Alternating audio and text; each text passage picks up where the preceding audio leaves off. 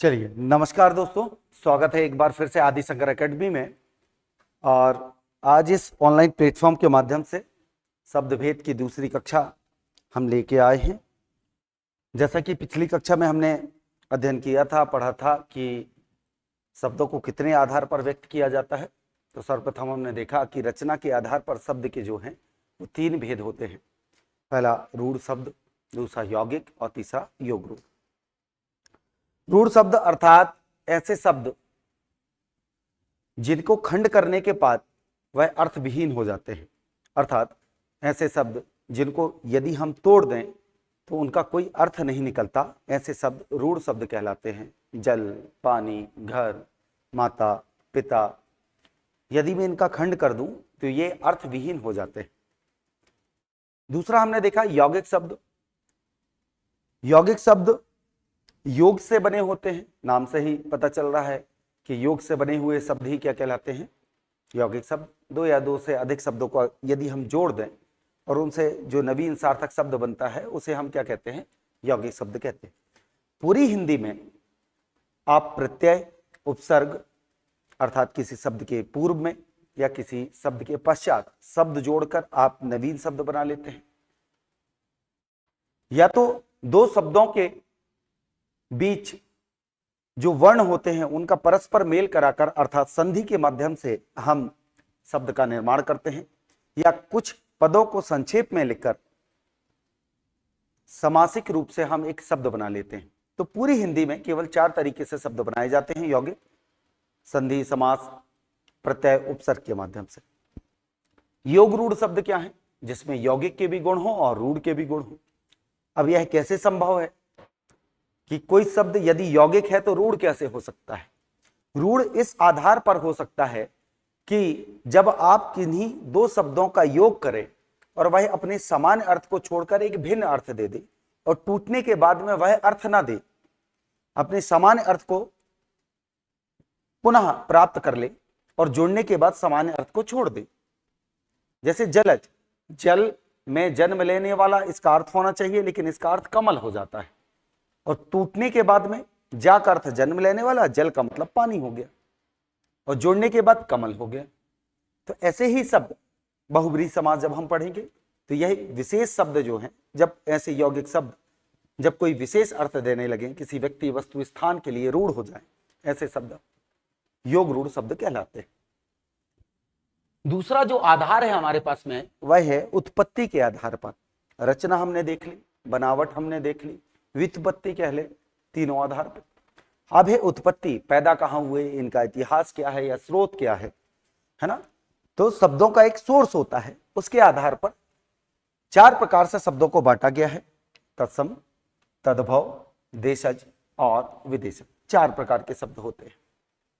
उत्पत्ति के आधार पर कर ले, या फिर इतिहास के आधार पर, या फिर स्रोत के आधार पर। तो हमारे पास में 4 प्रकार के शब्द हैं। पहला आता है तत्सम। क्या है तत्सम शब्द, इसके बारे में चर्चा करें। तत्, धन, सम, जैसा है वैसा ही, कैसा, लेकिन। तो आपने हिंदी पढ़ी होगी, और हम कहते हैं कि हिंदी भाषा का जन्म कहां से हुआ है, संस्कृत से हुआ था। किस भाषा से उत्पत्ति हुई हिंदी की, संस्कृत भाषा से, और यहां है हिंदी।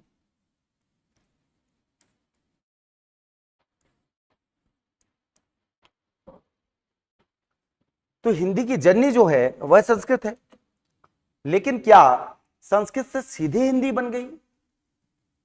नहीं, ऐसा नहीं है। क्यों? क्योंकि संस्कृत जब बोली जाती थी, वेद जब लिखे गए, तो उसे हमने कहा वैदिक संस्कृत, और उसके बाद आम बोलचाल में जिसका प्रयोग हुआ उसे हम लौकिक संस्कृत कहते हैं। क्या कहते हैं? लौकिक संस्कृत। उत्तर वैदिक काल में कुरीतियों ने जन्म लिया, विभिन्न प्रकार के आडंबर आ गए, धर्म को थोड़ा सा जटिल बना दिया गया। 6ठी शताब्दी ईसा पूर्व धन आंदोलन हुए, 62 नए धर्म निकल के आए, या मैं कहूं 62 नए मत निकल कर आए। उनमें से एक धर्म हुआ बौद्ध, और संस्कृत भाषा का रूप बदला या उससे परिवर्तन हुआ कुछ चेंजेस लेके आए और एक भाषा ने प्रथम प्राकृत के रूप में जन्म लिया, जिसे हम पाली के नाम से जानते हैं। इसे हम प्रथम प्राकृत भी कहते हैं। तो प्रथम प्राकृत का मतलब यह है पाली से, और पाली नाम इसलिए पड़ गया क्योंकि जो गौतम बुद्ध के वचन थे, जो उनके ज्ञान था या जो भी उन्होंने बताया, उसको जिस भाषा में पिरोया गया, संजोया गया, तो बौद्ध के वचनों को पालने वाली भाषा का नाम पड़ गया पाली। इसे हम प्रथम प्राकृत भी कहते हैं।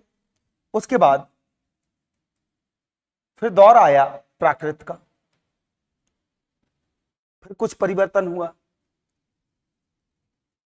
कुछ वर्ण लिए गए, कुछ छोड़ दिए गए। इस प्रकार से प्राकृत भाषा ने जन्म लिया। साहित्यों की रचना हुई, विभिन्न प्रकार के धार्मिक ग्रंथ लिखे गए इन भाषाओं में। उसके बाद आई अपभ्रंश। कौन सी भाषा? अपभ्रंश। यदि मैं शाब्दिक अर्थ की बात करूं अपभ्रंश की, तो अपभ्रंश का मतलब है भ्रष्ट, बिगड़ा हुआ। तो आम बोलचाल की भाषा में हम प्रयोग में लाते हैं, बहुत सारे ऐसे शब्द हैं। जैसे मैं आम बोलचाल की भाषा में अगर बोलूं कि काय बड्डा कहां जा रहे हो, अब मुझे इसको हिंदी में लिखना है तो मैं क्या लिखूंगा? क्यों भाई साहब आप कहां जा रहे हो? पर ठेठ हिंदी में मैंने ऐसे लिख दिया, बोल दिया। तो वही आम बोलचाल की भाषा थी जिसे भ्रष्ट या जो साहित्यिक रूप में नहीं प्रयोग में लाई जा रही, तो उसे हमने क्या कह दिया? अपभ्रंश कह दिया। अपभ्रंश के बाद में जब इसने साहित्यिक रूप ले दिया, उसके बाद कुछ अवहट भाषा को मानते हैं और कुछ व्याकरणचार इसे नहीं मानते हैं। अपभ्रंश के बहुत सारे रूप हुए। मराठी भी एक अपभ्रंश से निकली हुई भाषा है, हरियाणवी है, राजस्थानी है, पूर्वी हिंदी है, पश्चिमी हिंदी है, पहाड़ी है, बहुत सारी ऐसी भाषाएं निकली। अपभ्रंश के बाद में बहुत सारे खंड में भाषाओं ने अलग अलग रूप ले लिया। इसी दौरान पर एक भाषा आई जिसे हम खड़ी बोली कहते हैं, और खड़ी बोली से हिंदी का स्वरूप स्पष्ट रूप से मैं कहूं देखने को मिल जाता है। कुछ लोग अवहट को मानते हैं, कुछ लोग नहीं मानते। तो खड़ी बोली अर्थात हिंदी का स्वरूप जहां से देखने को मिलता है, तो संस्कृत से लेकर हिंदी के बीच में बहुत सारे कुछ एक पड़ाव आए। आज हम हिंदी भाषा में प्रयोग करते हैं, कई बार लेखन शैली में आपने इन शब्दों का प्रयोग किया होगा। जैसे सूर्य शब्द का आपने प्रयोग किया होगा, चंद्र शब्द का आपने प्रयोग हुआ, मातृ शब्द का आपने प्रयोग किया होगा, घृत शब्द का प्रयोग किया होगा। ऐसे बहुत सारे शब्द हैं जिनका प्रयोग हम हिंदी भाषा में करते हैं। शायद आपको यह ना मालूम हो, यह जानकर इतना भी आश्चर्य नहीं होना चाहिए, क्योंकि हम पहले से पढ़ रहे हैं, चीजें जानते हैं। ये जो शब्द हैं ये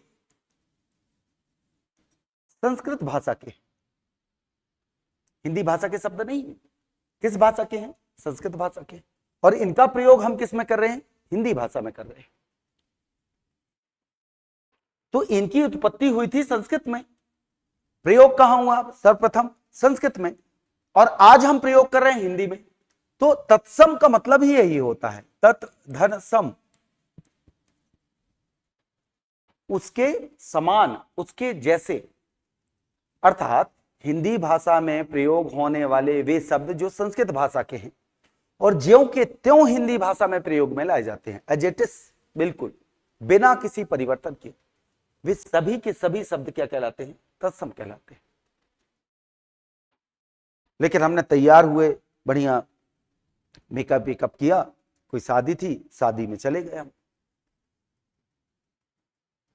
डीजे लगा हुआ था, नाच लिया बढ़िया, लौट कर आए, शक्ल बदल गई। घंटे 2 घंटे में शक्ल बदल जाती है। फिर तो संस्कृत से लेकर हिंदी तक का सफर काफी लंबा है। 1000 ईस्वी में हमें देखने को मिलता है हिंदी का स्वरूप, और संस्कृत 1500 बीसी की है। बहुत लंबा सफर है। तो आपने इनके रूप में परिवर्तन कर लिया। जैसे सूर्य से आप सूरज लिखने लगे, चंद्र से आपने चंद्रमा या चांद बना लिया, मातृ से आपने माता शब्द का निर्माण कर लिया, घृत से आप घी का प्रयोग करने लगे। रूप में परिवर्तन, इसे कहते हैं तत्। धन भव, भव मतलब होना, तत् मतलब उससे, भव मतलब होना, उससे बनना या उससे होना। अर्थात संस्कृत भाषा के वे शब्द जो हिंदी में आकर क्या हो चुके हैं, उनके रूप में, उनकी वर्तनी में परिवर्तन आ चुका है, बदलाव आ चुका है, उन्हें हम तद्भव शब्द कहते हैं। तो जिन शब्दों का प्रयोग आप कर रहे हैं हिंदी भाषा में और उनके रूप नहीं बदले हैं, जो संस्कृत में जैसे प्रयोग में लाए जाते थे वैसे ही आपने प्रयोग कर लिया, तत्सम कहलागे। और जिनकी वर्तनी में, जिनके रूप में परिवर्तन आ चुका है, तद्भव कहलागे। बस इतना ही फर्क है, कोई बहुत बड़ी बात नहीं है कि एज इट इज प्रयोग कर लिए, ज्यों के त्यों तत्सम हो गए, और रूप बदल गया तो क्या कहला गए, तद्भव। फिर आ जाते हैं देशज और एक है विदेशज। देशज मैंने आपको ही पहले ही बताया था, एक जा होता है और दूसरा जा होता है। इन दोनों का प्रयोग किया जाता है जन्म लेने के संदर्भ में, जन्म लेने के संदर्भ में किया जाता है। जा जो है पुल्लिंग शब्दों के का द्योतक होता है, और बड़ा जा जो है वो स्त्रीलिंग शब्दों का द्योतक होता है। जैसे एक शब्द सुना होगा आपने, सिंधु। तो सिंधु का अर्थ क्या है? अब आप ये मत बोलना कि नदी होता है ना। सिंधु एक नदी है, लेकिन सिंधु शब्द का अर्थ क्या है? सिंधु किसका पर्यायवाची है ना। रामचंद्रिका लिखी है केशवदास जी ने, उसमें बड़ा अच्छा एक उल्लेख मिलता है, सीखने को भी मिलता है कि डेलीगेट्स कैसे होने चाहिए। मतलब हम आज सीख सकते हैं कि राजदूत हमारे पास में है, तो राजदूत का मतलब ये होता है कि जब किसी क्षेत्र विशेष को, किसी देश को, किसी स्टेट को कोई रिप्रेजेंट करता है दूसरे देश, उसे हम राजदूत कहते हैं। तो बड़ी अच्छी लाइन लिखी है, सिंधु तरो उनको बनरा तसपे धनुरेख तरी नगे। अंगद चले जाते हैं रावण के दरबार में दूत बन के, तो रावण कह देता है भाई कौन राम हम नहीं जानते। और डेलीगेट्स में दम होना चाहिए, मतलब आप रिप्रेजेंट कर रहे हो। अंगद अपने आप को रिप्रेजेंट नहीं कर रहा है, अंगद राम जी को रिप्रेजेंट कर रहा है। बड़ी अच्छी लाइन लिखी है, सिंधु तरो उनको बनरा तसपे धनुरेख तरी न गई। तो कहता है अच्छा तुम राम को नहीं जानते, तो सुनो, कहता है सिंधु तरो, सिंधु अर्थात समुद्र के पार, जिसका बानर बनरा हनुमान जी पार करके आया था, जिसकी पूंछ पे आपने आग लगाने की प्रयास किया था, लेकिन लगी तो नहीं, उल्टी आपकी लंका जल गई। तो सपे धनुरेख तरी न गई, और तुमसे तो उनके छोटे भाई से के धनुष से खींची गई एक रेखा पार नहीं की गई थी, उसी राम के हम दूत हैं। तो सिंधु, समुद्र जब मंथन हुआ, सिंधु का जब मंथन हुआ, ठीक है, धन जा, तो नाना प्रकार की चीज निकली। विष भी निकला था, जिसका पान भोलेनाथ ने किया, है ना। पुराण पढ़ते तो हमें इसकी जानकारी मिलती है। तो जा का मतलब होता है जन्म लेने वाली, ये स्त्री का द्योतक है। तो वहीं से लक्ष्मी जी उत्पन्न हुई, प्रकट हुई, जिसका वर्ण विष्णु भगवान ने। तो सिंधु जा का मतलब होता है लक्ष्मी। तो जा का मतलब क्या होता है? जन्म लेने वाली। छोटे जा का मतलब जैसे पंक धन जा, तो पंक कीचड़, जा मतलब जन्म लेने वाला, कीचड़ में जन्म लेने वाला। बहुब्रीहि समास, योग रूढ़ शब्द, तो क्या बन गया वो? कमल। तो लिखा है देश धन जा, देश में जन्म लेने वाला। कहां जन्म लेने वाला? देश में जन्म लेने वाला। अब देश क्या है भाई? हमारी जो अखंड भारत की संकल्पना है आज, जो पहले कभी मौर्य साम्राज्य में हुआ करता था या गुप्त वंश में, उससे पहले आप जाएंगे तो जब महाजनपद एक हुए। तो इस क्षेत्रीय बोली भाषा की बात कर रहे हैं हम, जो भारत के नक्शे के अंतर्गत आते हैं। उस क्षेत्रीय बोली भाषा से पनपे हुए शब्द जिनको हिंदी में सब हमने सम्मिलित कर लिया है। कोई आपको बुरा भला कह देता है तो आपको ठेस लग जाती है, अब ये किस भाषा का शब्द है? क्षेत्रीय बोली भाषा का शब्द है ना। कुछ गलती हो जाती है तो आप कहते हो गड़बड़ हो गई। क्या हो गई? गड़बड़। किस भाषा का शब्द है? नहीं पता। मम्मी कहती है थैला उठाओ बेटा, थैला, सब्जी ले आओ। थैला किस भाषा का शब्द है? क्षेत्रीय बोली भाषा का शब्द है। खिड़की से देखिए कौन आ रहा है? खिड़की। तेंदुआ, पट्टी, लोटा, गड़ई, गड़ुआ, टठिया, फट्टी, ऐसे बहुत सारे शब्द हैं जिनका प्रयोग हम दैनिक जीवन में करते हैं और वह क्षेत्रीय बोली भाषा से पनपे हुए शब्द हैं। हालांकि सभी क्षेत्रीय बोली भाषा से पनपे हुए शब्द अर्थात देशज शब्द आप नहीं कह सकते किस क्षेत्रीय बोली भाषा का शब्द है।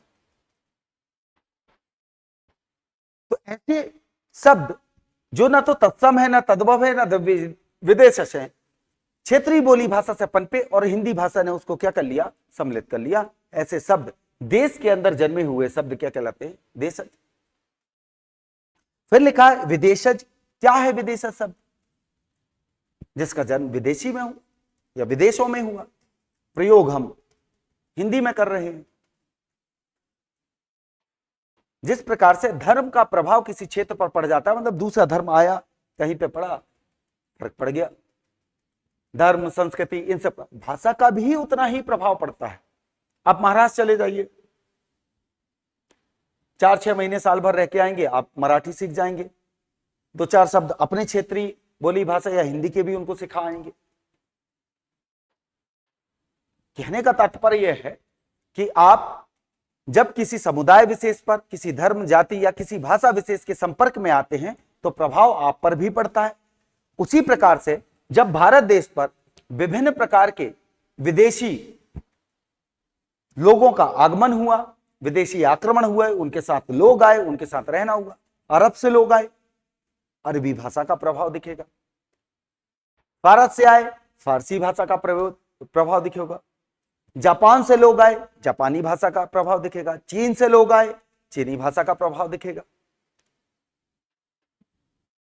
अंग्रेज आए, डच आए, डेनिश आए, पुर्तगाली आए, बहुत सारे लोग आए, भारत देश पर शासन किया, भारत पर व्यापार किया, सारी चीजें की। वहां के लोग भी आए, उनके संपर्क में हम आए। आज बहुत सारे ऐसे शब्द हैं, बात बात में लोग कहते हैं कि इज्जत चली गई, अरबी फारसी भाषा का शब्द है। किसी गांव गांव में आप चले जाओ, जिसने पढ़ाई नहीं भी की है, कभी नहीं बोलेगा कि मैं अगर बीमार पड़ गया तो वो बोलेगा कि मैं चिकित्सक के पास जा रहा हूं, चिकित्सालय, कभी नहीं बोलेगा। क्या बोलेगा? अस्पताल जा रहा हूं। हॉस्पिटल का बिगड़ा हुआ रूप क्या है? अस्पताल है। किसके पास जा रहे हैं? डॉक्टर के पास जा रहे हैं। किसके पास? डॉक्टर। डॉक्टर, डॉक्टर भी नहीं, क्या बोलेगा? डॉक्टर के पास। अब ये डॉक्टर शब्द है या डॉक्टर जो शब्द है वो आपने लिखा देवनागरी लिपि में है, लेकिन मूल रूप में यह किस भाषा का शब्द है? अंग्रेजी भाषा का शब्द है। अरे कमिश्नर साहब आ रहे हैं, कलेक्टर का दौरा है, कमिश्नर, कलेक्टर, अंग्रेजी भाषा के शब्द। कहीं घूमने गए, टैक्सी ले लो, टैक्सी, अंग्रेजी भाषा का शब्द। लिखते आप उसे देवनागरी लिपि में। रिक्शा ले लो, रिक्शा किस भाषा का शब्द है? जापानी भाषा का शब्द है। सुबह सुबह उठ के चाय पीते हो, चीनी भाषा का शब्द है। तो ये शब्द हम प्रयोग करते हैं, चाहे वो अरबी हो, फारसी हो, पुर्तगीज हो, जापानीज हो, ऐसे बहुत सारे शब्द हैं विदेशी मूल में जन्मे और हमने हिंदी में क्या कर लिया? सम्मिलित कर लिया। विदेशी ध्वनि हमने, नुक्ता वाली जो ध्वनि होती है, नुक्ता किसी बिंदी लगी रहती है, का के नीचे, जा के नीचे, फा के नीचे, उनको भी हमने सम्मिलित कर लिया। अंग्रेजी से ओ ले लिया, क्या ले लिया? ओ। एक होता है हाल और एक होता है हॉल। एक होता है काफी, बहुत हो गया, एक होता है कॉफी। जो ओ लिया है ये अंग्रेजी भाषा से लिया। गजब करते हो यार, गजब। ये नुक्ता वाले अपने अरबी फारसी से ले लिए। तो इस प्रकार से उत्पत्ति या इतिहास स्रोत के आधार पर 4 प्रकार के शब्द होते हैं। आइए इनकी परिभाषा देखते हैं, क्योंकि मेंस में आपको लिखना है, बड़ा आसान है। तत्सम, तत्धनसम अर्थात उसके समान। संस्कृत भाषा के वे शब्द जो हिंदी में बिना किसी परिवर्तन के प्रयोग में लाए जाते हैं, अर्थात ज्यों के त्यों प्रयोग में लाए जाते हैं, तत्सम शब्द कहलाते हैं। तत् धन भाव अर्थात उससे होना या बनना। संस्कृत भाषा के वे शब्द जो विकसित रूप में या परिवर्तित रूप में या जिनके रूप में परिवर्तन आ चुका है और हिंदी भाषा में उनका प्रयोग कर रहे हो, उन्हें हम तद्भव कहते हैं। तत्सम में जैसे दुग्ध है, रात्रि है, जल है, कवि है, गुरु है, फल आदि।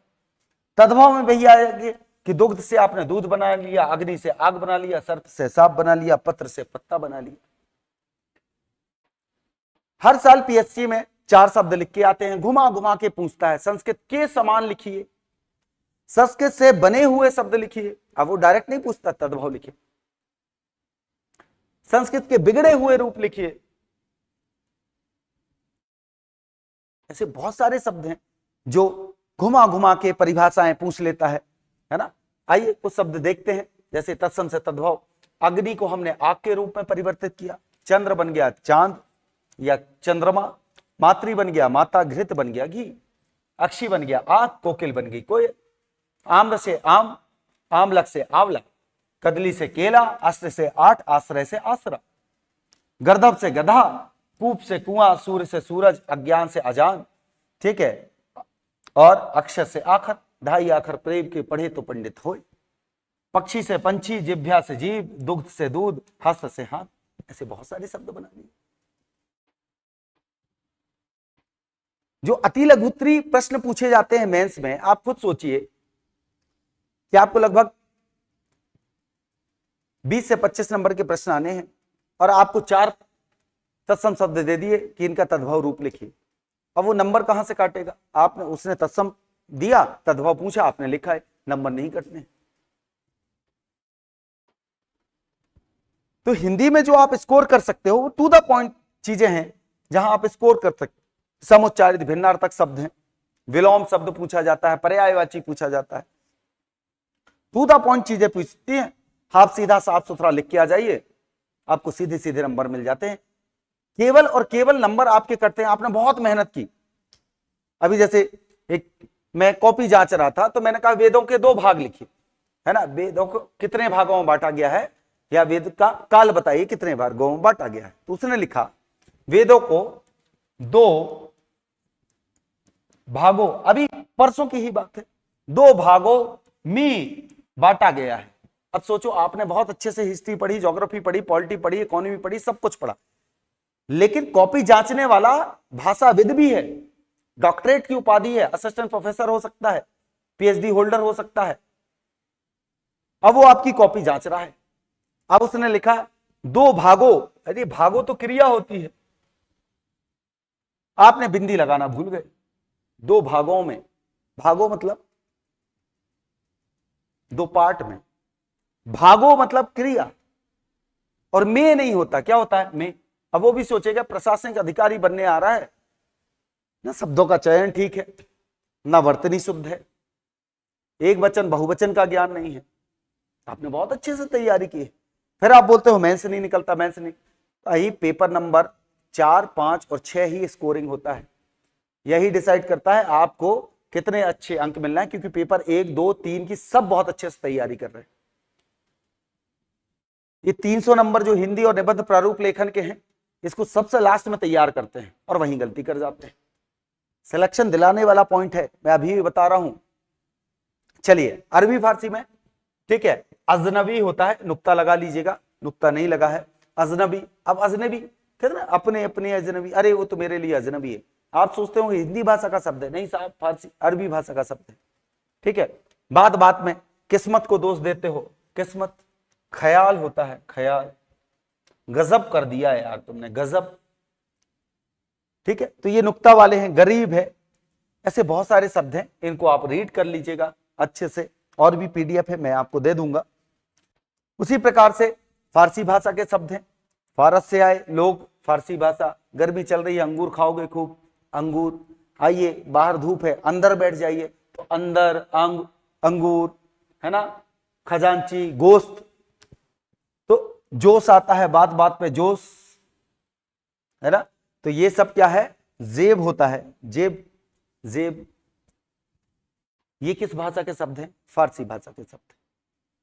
इसी प्रकार से अन्य भाषाओं के भी शब्द हैं हमारे पास में, अंग्रेजी है, तुर्की है, पुर्तगाली है ना, ये शब्द किसके हैं, विदेशी भाषा के हैं। तो आप लिस्ट देख लें, कोई भी एक किताब उठा लें भाई, आपको पीडीएफ नहीं मिल रही है, ऑनलाइन पढ़ने में दिक्कत है, आप एक किताब उठा लीजिए, हर किताब में कुछ ना कुछ कमियां हैं और कुछ ना कुछ अच्छाइयां हैं। जिसने किताब लिखी है उसने बहुत सोच समझ के लिखी है, बहुत मेहनत से लिखी है, कोई भी किताब आप उठा लें, हाँ बस भाषाई त्रुटि ना हो, ये थोड़ा सा देख लें, देखने में समझ में आता है, सिलेबस कंप्लीट हो, डेफिनेशन सही हो, आप उठाइए बढ़िया किताब लिखें, किताब पढ़ें और उसको one by step by step हल करते जाएं, बड़े अच्छे से नंबर मिल जाएंगे। मैं आपको बता रहा हूं 120 130 नंबर लेके आते होंगे ज्यादा से ज्यादा हिंदी में, क्योंकि वर्तनी इतनी अशुद्ध है। चलिए, अब एक अन्य भेद आता है वर्ण संकर, हालांकि इसको उत्पत्ति के आधार पर मैंने रखा है क्योंकि चूंकि किताबों में लिखा है इसलिए रख दिया, लेकिन व्यक्तिगत मत मानोगे तो ना तो इसे हम उत्पत्ति के आधार पर रख सकते हैं, ना ही रचना के आधार पर, या तो फिर दोनों के आधार पर। क्यों, कारण क्या है समझिएगा। वर्ण संकर से मतलब क्या है, क्रॉस नस्ल जैसे बनाते हो आप, चाहे जानवरों में हो चाहे वनस्पति में हो, अर्थात इनके स्रोत अलग अलग है। मतलब एक शब्द अरबी का ले लिया और एक फारसी का, एक हिंदी का ले लिया एक अरबी का, एक हिंदी का एक फारसी का, एक हिंदी का और एक अंग्रेजी का। अंग्रेजी ना, क्या है, अंग्रेजी, ठीक है।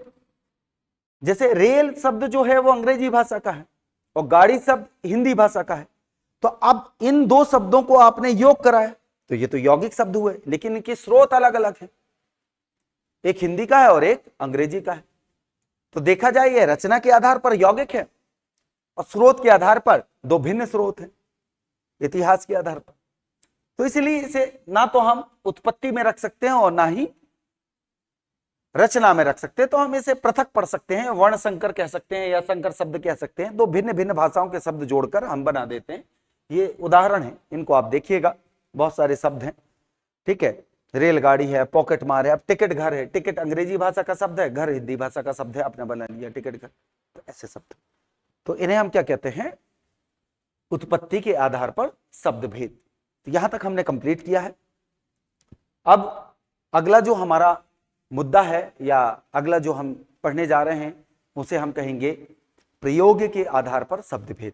कौन से आधार पर, प्रयोग के आधार पर, उसे हम देखेंगे। क्या है प्रयोग के आधार पर, इसको समझें थोड़ा सा। जैसे मैंने एक शब्द लिखा कि श्याम जब साला जा रही थी। अब कहोगे सर मजाक क्यों कर रहे हो, सही लिख दो, है ना। राम साला जा रही थी नहीं होगा, राम साला जा रहा था। तो राम क्या रही थी नहीं, क्या था, रहा था। लेकिन मैंने श्याम को काट दिया और मैंने लिख दिया मीना। मीना जब साला जा रहा था, फिर आप बोलोगे सर गलत है, क्या होगा, रही थी। फिर मैंने मीना को काटा और मैंने कहा वे सब जब साला जा, अब फिर आप कहोगे रही थी नहीं कटो, क्या कर दें, रहे थे। शब्दों का प्रयोग हम वाक्यांश, उपवाक्य, वाक्य आदि बनाने के लिए हम करते हैं। और जब हम इन शब्दों का प्रयोग करते हैं तो कुछ शब्दों में परिवर्तन होता है और कुछ शब्दों में परिवर्तन नहीं होता। यह निर्भर करता है उसके वाच्य के ऊपर, उपस्थित कर्ता के ऊपर, कर्म के ऊपर या भाव प्रधान के ऊपर। ये तीन चीजें ही निर्भर करती हैं। तो आपने कहा कि सर यहां पर जो शब्द लिख रहा है इसके कारण क्या हो रहा है, कुछ शब्द परिवर्तित हो रहे हैं, लेकिन इस जब में तो कोई परिवर्तन नहीं हुआ, जब तो वैसे ही लिखा है। कहने का तात्पर्य यह है कि जब हम शब्दों का प्रयोग करते हैं, जब हम शब्दों का प्रयोग करते हैं तो कुछ शब्दों में विकार अर्थात परिवर्तन होता है और कुछ शब्दों में विकार अर्थात परिवर्तन नहीं होता। यह परिवर्तन किस रूप में होता है, लिंग, वचन और काल के रूप में होता है।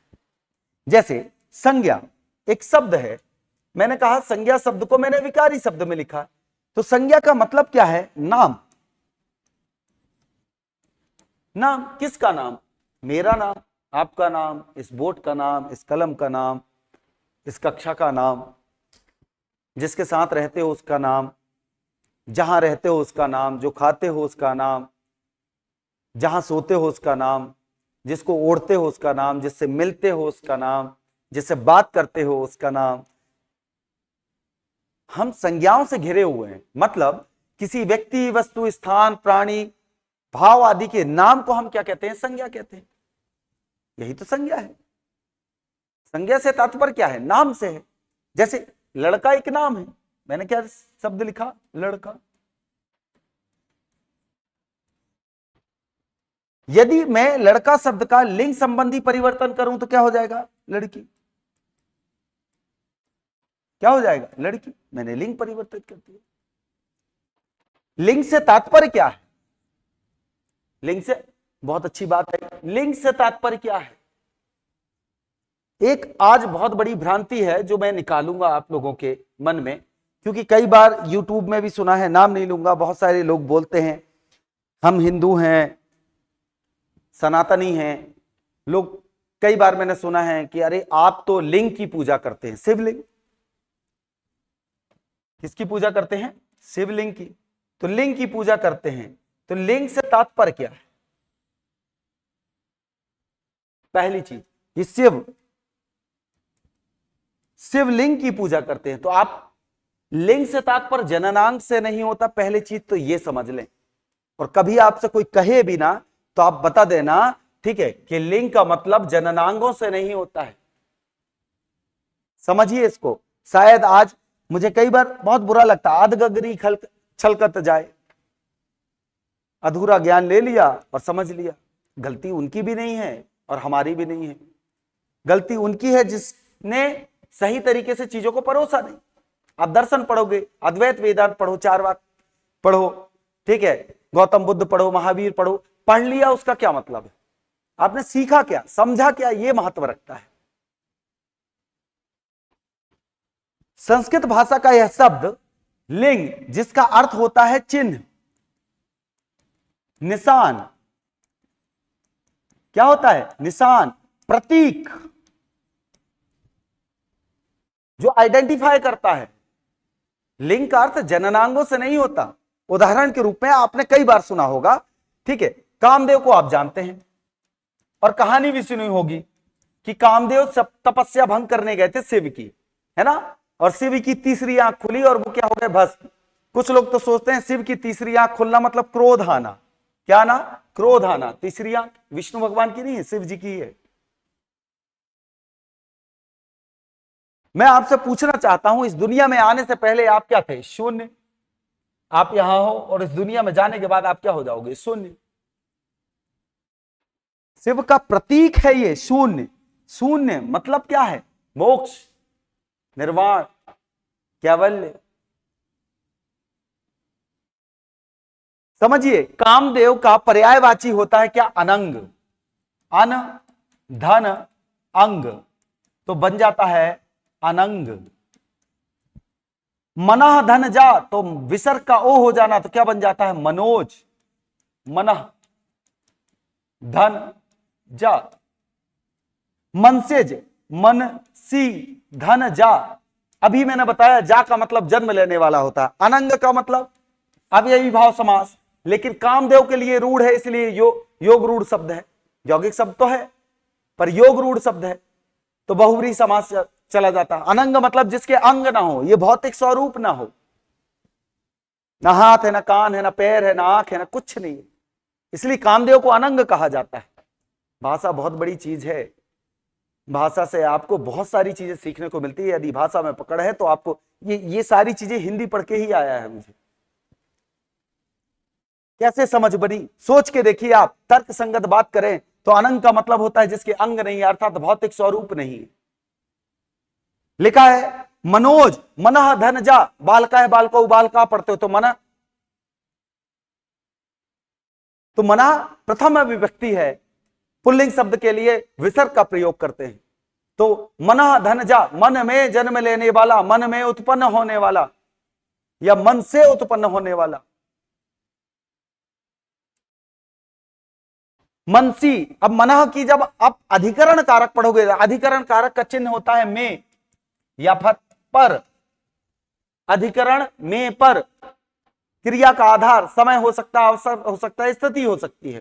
तो अधिकरण कारक मतलब क्रिया का आधार, जहां क्रिया घटित हो रही है, जन्म लेने की क्रिया हो रही है। तो मनसी, मनः की अधिकरण कारक विभक्ति होती है मनसी। मनसी मतलब मन में, धन जा जन्म लेने वाला, मन में जन्म लेने वाला।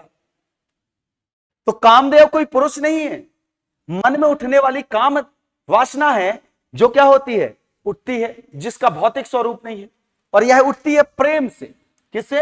प्रेम में। इसलिए श्रृंगार रस पढ़ते हो, ठीक है, तो उसका स्थायी भाव होता है रति, और जिसे शास्त्रों ने बताया है कि कामदेव की पत्नी के रूप में, ठीक है, क्या किया है, उल्लेख किया है रति का। और जिसके पास तीसरा नेत्र होता है, तीसरा नेत्र, प्रज्ञा चक्षु, दिव्य चक्षु, ज्ञान रूपी नेत्र, उसमें काम, क्रोध, लोभ, मद, माया, ये सब का कोई असर नहीं होता, सब भस्म हो जाते हैं। इसलिए शिव के पास है तीसरी आंख। इसलिए मोक्ष के लिए हर व्यक्ति किसकी साधना करता है? शिव की। इसलिए एक उल्लेख भी मिलता है, गंगा तुम क्यों टेढ़ी मेढ़ी चलती हो, दुष्टों का शिव करती हो। शिव मतलब संहार, मोक्ष, मुक्ति, वैराग्य। तो शिव क्या है? ध्येय है जो मोक्ष देता है। शिव का यह प्रतीक है। लिंग से तात्पर्य प्रतीक से है, जननांगों से नहीं है। समझिए इसको। तो लिंग से तात्पर्य क्या है? जब आप, लिंग से तात्पर्य है जब आप किसी शब्द की जाति डिनोट करें, उसको प्रतीक करें कि भाई स्त्री जाति का है शब्द या पुरुष जाति का शब्द है। भाई मेरा भी तो एक स्वरूप है, प्रतीक तो है, केवल जननांग थोड़ी ना है, मुझे पृथक कैसे करेंगे? तो शब्द की भी एक जाति होती है, अर्थात उसका चिन्ह होता है, निशान होता है। यह आगे चल के जब मैं लिंग वचन पढ़ाऊंगा तब मैं आपको समझाऊंगा। तो आपने एक शब्द लिख दिया, आपने एक शब्द लिखा लड़का, क्या लिखा? लड़का शब्द, और इसका आपने लिंग अर्थात चिन्ह परिवर्तित किया और उसे लड़की शब्द लिख दिया। आपने वचन, वचन से तात्पर्य क्या है? जीवन में 7 वचन होते हैं विवाह के पूर्व, हालांकि कोई निभाता है नहीं, ध्यान से सुन ले तो विवाह ना करे, पर यहां 2 ही वचन है, एक का बोध कराने वाला एक वचन और एक से अधिक का बोध कराने वाला बहुवचन। अर्थात शब्द की संख्या बताने वाला क्या कहलाता है? वचन। तो मैंने इसका वचन चेंज किया तो लड़के, और लड़की का वचन चेंज करूंगा तो लड़कियां। अर्थात आपने संज्ञा शब्द का, लड़का क्या है? संज्ञा है, नाम है, क्या है? नाम। और इसका आपने क्या कर दिया? लिंग और वचन परिवर्तित कर दिया, अर्थात इसके रूप में परिवर्तन आ गया। तो लिंग संबंधी और वचन संबंधी विकार उत्पन्न होने के कारण संज्ञा क्या कहला गई? विकारी शब्द कहला गई। संज्ञा क्या है? एक विकारी शब्द है। दूसरा आता है सर्वनाम। सर्वनाम के लिए एक शब्द लिखूंगा, सबका नाम। क्या है? सबका नाम। सर्वनाम मतलब सबका नाम। आपने कई बार, अब मैं घर से जा रहा हूं, मैंने माता जी से कहा कि मां मैं जा रहा हूं। मीना अपने घर से जा रही थी, उसने अपने नाम के स्थान पर क्या प्रयोग किया? मैं। और दुनिया का हर व्यक्ति अपने नाम के स्थान पर क्या करता है? मैं शब्द का प्रयोग करता है। इसलिए मैंने कहा सबका नाम। ऐसा नाम जो किसी एक व्यक्ति, वस्तु, स्थान के लिए प्रयोग ना होकर सभी के लिए प्रयोग हो जाए, वह क्या कहलाता है? सर्वनाम। यह शब्द का प्रयोग, यह आपने यह शब्द का प्रयोग इस पेन के लिए भी किया होगा, किताबों के लिए प्रयोग किया होगा, कुर्सियों के लिए, मतलब दुनिया की कई संज्ञाओं के लिए आपने यह शब्द का प्रयोग कर दिया। तो जो शब्द किसी एक के लिए प्रयोग न होकर सबके लिए प्रयोग हो जाए, वही कहलाता सर्वनाम। और इसका काम है संज्ञा के स्थान पर प्रयोग होना, मतलब यह संज्ञा के स्थान पर प्रयोग होता है। अभी मैं संज्ञा नहीं पढ़ा रहा, सर्वनाम नहीं पढ़ा रहा, मैं ये पढ़ा रहा हूं कि विकारी है या नहीं है, परिवर्तन होता है या नहीं होता है। तो देखेंगे अभी इसी मैं शब्द से, अगर मैं शब्द पे विकार देखें, पुरुष के लिए मैं कहूंगा कि मेरा भाई है, मेरी बहन है स्त्री के लिए, और मेरे मित्र हैं बहुवचन के लिए। अर्थात सर्वनाम में भी क्या क्या होता है, विकार उत्पन्न होता है। तो सर्वनाम भी क्या है, एक विकारी शब्द है। अब संज्ञा और सर्वनाम को विशेष बनाने के लिए, संज्ञा और सर्वनाम को विशेष बनाने के लिए विशेषण का प्रयोग होता है। विशेषण, अब राम है, श्याम है, कल्लू है, मुन्ना है, हीरा है, भूरा है, ऐसे बहुत सारे लोग हैं, 10 लोग बैठे। मैंने कहा भूरा बड़ा ईमानदार है, या भूरा बहुत अच्छा है। क्या बोला, भूरा अच्छा है। तो मैंने क्या कर दिया, 10 लोगों के बीच में भूरा को क्या बना दिया, विशेष बना दिया। हर वह शब्द जो संज्ञा अथवा सर्वनाम को विशेष बनाने का काम करे, उन सबसे पृथक करने का काम करे, वही तो विशेषण है। अब भूरा अच्छा है, अब मैं मीना बैठी है तो मैंने कहा मीना अच्छी है। अब मीना के लिए अच्छा नहीं प्रयोग करूंगा, अच्छी, क्योंकि वह पुरुष जाति का था तो अच्छा है, स्त्री जाति का है तो अच्छी। और मैंने सभी 10 के 10 बच्चों को, छात्रों को मैंने कहा, तो मैंने क्या बोला, कैसे हैं छात्र, अच्छे हैं, तो बहुवचन भी हो गए। अर्थात विशेषण में भी लिंग और वचन का प्रभाव देखने को मिलता है, लेकिन काल का प्रभाव क्रिया में पड़ता है, ना कि संज्ञा सर्वनाम विशेषण में। अर्थात लिंग वचन का प्रभाव संज्ञा सर्वनाम और विशेषण में पड़ता है, और लिंग वचन काल का प्रयोग क्रिया में पड़ता है। अर्थात काल संबंधी विकार केवल क्रिया में देखने को मिलता है। जैसे मोहन जाता है, जाता है, मीना स्कूल जाती है, और वे सब स्कूल जाते हैं। जाता, जाती, जाते, पुल्लिंग, स्त्रीलिंग और बहुवचन। काल संबंधी परिवर्तन, वर्तमान में जाता है, भूत में जाता था, और भविष्य में जाएगा। उसी प्रकार से जाती थी, जाते थे, जाएंगे, जाएगी। तो लिंग वचन काल संबंधी परिवर्तन किसमें, क्रिया में देखने को मिलता है। तो हमने एक चीज समझ ली कि संज्ञा सर्वनाम विशेषण और क्रिया कैसे होते हैं, विकारी शब्द होते हैं, इनमें लिंग वचन और काल का प्रभाव देखने को मिलता है। लेकिन अविकारी शब्दों में प्रभाव नहीं पड़ता इनका। कैसे नहीं पड़ता, देखिए मैंने कहा शब्द लिखता हूं, राम तेज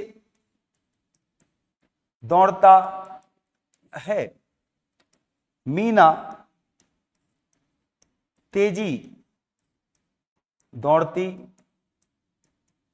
है, वे सब तेजे दौड़ते हैं। अब आप कहोगे सर गलत लिखा है। क्यों गलत लिखा है, कि सर राम तेज दौड़ता है, सही है, लेकिन मीना तेज ही नहीं दौड़ेगी। मीना भी क्या दौड़ेगी, तेज, और वे सब भी क्या दौड़ेंगे, तेज। क्यों, क्योंकि तेज राम नहीं है, तेजी मीना नहीं है, तेज वे सब नहीं है। तेज दौड़ता है, तेज दौड़ती है, तेज दौड़ते हैं। तो यहां पर तीनों जगह पर क्या आएगा, केवल और केवल तेज। अब ध्यान से देखिए, यह तेज शब्द ना तो राम के लिए, ना मीना के लिए, ना वे सब के लिए आया है। किसके लिए आया है, दौड़ता है, दौड़ती है, दौड़ते हैं। तो दौड़ता, दौड़ती, दौड़ते है क्या, क्रिया है। The word who identify the verb is called adverb. अर्थात हर वह शब्द जो क्रिया की विशेषता बता दे, क्रिया का परिचय दे दे, उसे हम क्रिया विशेषण कहते हैं। और देखो, राम हो पुल्लिंग शब्द, मीना स्त्रीलिंग शब्द, वे सब बहुवचन, हर जगह पर क्या प्रयोग हो रहा है, तेज। तेज, धीरे, अधिक, ऐसे बहुत सारे शब्द हैं जो क्रिया को आइडेंटिफाई करने के लिए हम प्रयोग करते हैं। और इनमें ना तो लिंग का, ना तो वचन का, ना तो काल का कोई प्रभाव नहीं पड़ता। वे सदैव एक से प्रयोग होते हैं, इसलिए उन्हें क्या कहते हैं, अविकारी। तो क्रिया विशेषण क्या है, अविकारी शब्द है। क्रिया विशेषण कैसा शब्द है, अविकारी शब्द है। अब आ जाते हैं अगला, संबंध बोधक। क्या है संबंध बोधक, अंग्रेजी में प्रोपोजिशन कहते हैं। जैसे भर, तक, बिना, समेत, सहित, इटीसीटी, बहुत सारे। याद रखिए, ना हम संज्ञा पढ़ रहे हैं, ना सर्वनाम, ना विशेषण, ना क्रिया। हम इन शब्दों को अभी नहीं पढ़ रहे हैं, हम केवल यह देख रहे हैं कि कौन सा शब्द विकारी है, विकारी, और कौन सा अविकारी, अर्थात किसमें लिंग वचन काल का प्रभाव पड़ता है, उनके रूप बदलते हैं और किनके नहीं बदलते हैं। यदि आपने इसको समझ लिया तो पूरी हिंदी समझ में आ जाएगी, शब्द के स्वरूप आपको समझ में आ जाएंगे। संबंध बोधक, जैसे राम रात भर पढ़ता है। अब देखो, पढ़ता है क्रिया है, रात एक संज्ञा है, बीच में क्या लिखा है, भर। तो जब किसी संज्ञा और सर्वनाम का संबंध बताने के लिए अन्य शब्दों के साथ, कोई भी शब्द हो सकता है, उस शब्द के साथ संबंध बताने के लिए जब किसी शब्द का प्रयोग किया, वही संबंध बोधक है। जैसे मोहन किताब के बिना साला नहीं जाता। तो ये बिना शब्द लिखा है, किताब और साला के बीच में संबंध बताने का काम कर रहा है बिना। अब इसमें स्त्रीलिंग पुल्लिंग एक वचन बहुवचन का कोई प्रभाव नहीं पड़ता, इसलिए इन्हें क्या कहते हैं, अविकारी। तक, भर, बिना, समेत, सहित, पूर्वक, रूपी, ऐसे बहुत सारे शब्द हैं। आगे चल के हम पढ़ेंगे जब इसको विस्तृत रूप में, तब हमें समझ में आएगा। उसी प्रकार से समुच्चय बोधक है। क्या है समुच्चय बोधक? पूरे वाक्य इस पर ही निर्भर है, संयुक्त वाक्य, मिश्र वाक्य, बिना इसके संभव ही नहीं है बनाना। क्या होता है जीवन में, इसलिए कि सबसे ज्यादा प्रयोग करते हो, इसलिए, क्योंकि, है ना, मगर, किंतु, परंतु, और, तथा, एवं, ऐसे बहुत सारे शब्द। क्या करते हो, देखो ध्यान से, इसलिए लिखा है मोहन बीमार है, मोहन बीमार है, क्रिया कर्ता दोनों आगे, इसलिए साला नहीं आया, दो उपवाक्यों को जोड़ दिया।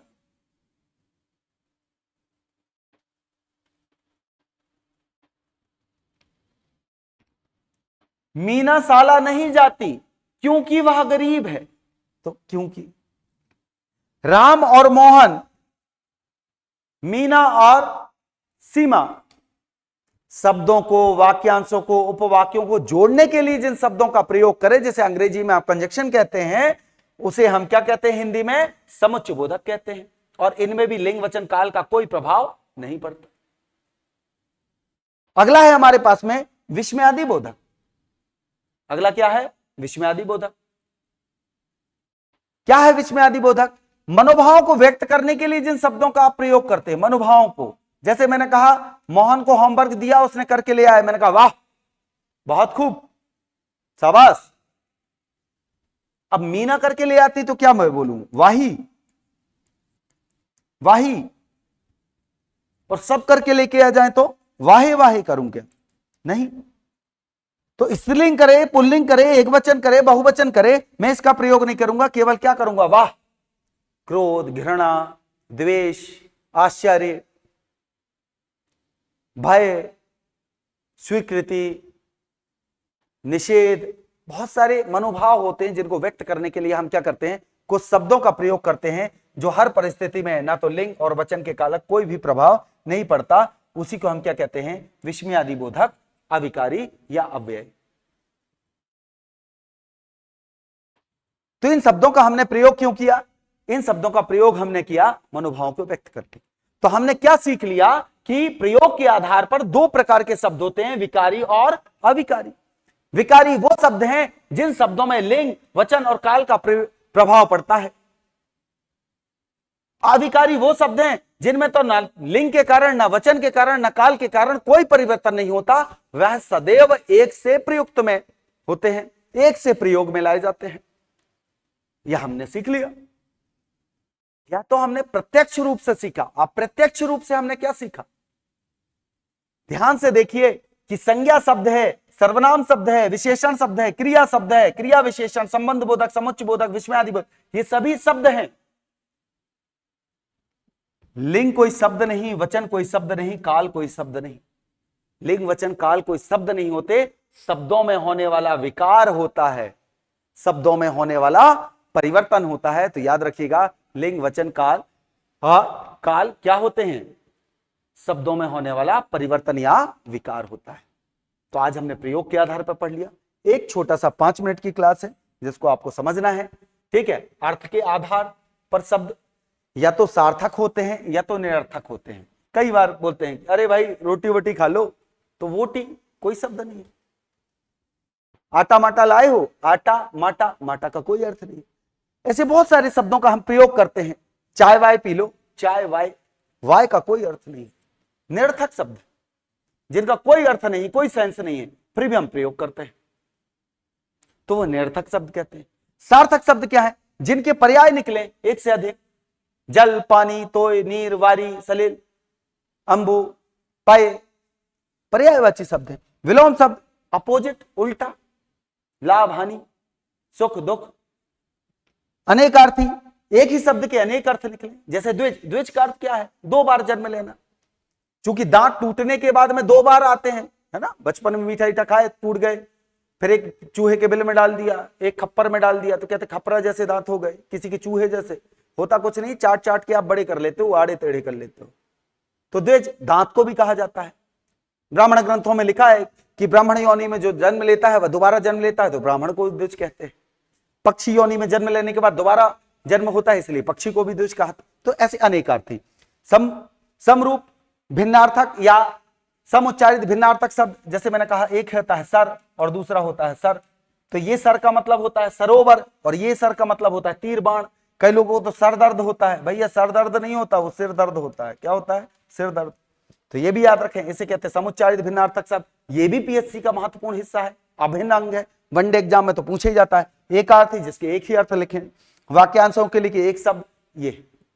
तो इतने आधार पर हमने शब्दों को देख लिया। अगली कक्षा हम सबसे पहले वर्णमाला की करेंगे। पहले ध्वनि को समझेंगे, वर्ण व्यवस्था को समझेंगे, वर्णों का क्या क्रम है, कितने वर्ण होते हैं इनके बारे में, फिर एक एक करके संज्ञा, सर्वनाम, विशेषण आदि को पढ़ेंगे। फिर संधि, समास, रस, छंद, अलंकार पढ़ेंगे। यदि वर्णमाला आपने सीख ली, आपको छंद में दिक्कत नहीं जाएगी, आपको संधि में दिक्कत नहीं जाएगी, ये मेरी गारंटी है। आपको अनुप्रास अलंकार में कोई दिक्कत नहीं जाएगी। वर्णमाला बहुत बेसिक कॉन्सेप्ट है। अगर आपने वर्णमाला बहुत अच्छे से कर ली तो आपकी आधे से ज्यादा हिंदी की टेंशन खत्म हो जाती है, खासकर वर्तनी शुद्ध हो जाती है। तो आज की कक्षा यही समाप्त करते हैं। आशा करता हूं सेशन अच्छा लगा होगा। इसी प्रकार से प्रयास है, मेरा प्रयास रहेगा। थोड़ी सी कुछ परिस्थितियां आ जाती हैं ऑफलाइन क्लासेस के कारण, जिसके कारण मैं क्लास नहीं ले पाता हूं। प्रयास करूंगा कि 9 जून से आपके मेंस के पेपर हैं, तब तक मैं हिंदी को कंप्लीट कर लूं। एमपीएसआई आने वाली है, 10 नंबर की भले हिंदी है, सिलेबस तो आपको पूरा पढ़ना पड़ेगा। साथ ही दिसंबर में वर्ग 1 है, तो हिंदी का जो ग्रामेटिकल पोर्शन है वो सबके लिए है। चाहे आप वर्ग 1 दें, वर्ग 2 दें, वर्ग 3 दें, एमपीपीएससी दें, नेट दें, जीआरएफ दें, असिस्टेंट प्रोफेसर दे दें, या फिर मध्य प्रदेश के कोई भी एग्जाम दे दें जहां हिंदी पूछी जाती है, ये लगभग 70 से 75 वीडियो में आपको निःशुल्क आपको दे दूंगा, जिससे आपको कम से कम हिंदी में कभी भी किसी भी किताब को पढ़ोगे तो आपको कभी कोई दिक्कत नहीं आएगी। ठीक है, ये मेरा वादा है। प्रयास करूंगा मैं कि आपको बेहतर से बेहतर इस सेगमेंट में अंक दिला सकूं, और फिर हिंदी के बाद में साहित्यिक दृष्टिकोण से जो नेट जीआरएफ के लिए वीडियो है वही मैं आपके लिए उपलब्ध करा दूंगा। फिर उसके बाद देखते हैं अन्य विषय के बारे में, जैसे जैसे जो जो चीजें होती जाएंगी वह मैं आप तक साझा करता जाऊंगा। जय हिंद, जय भारत।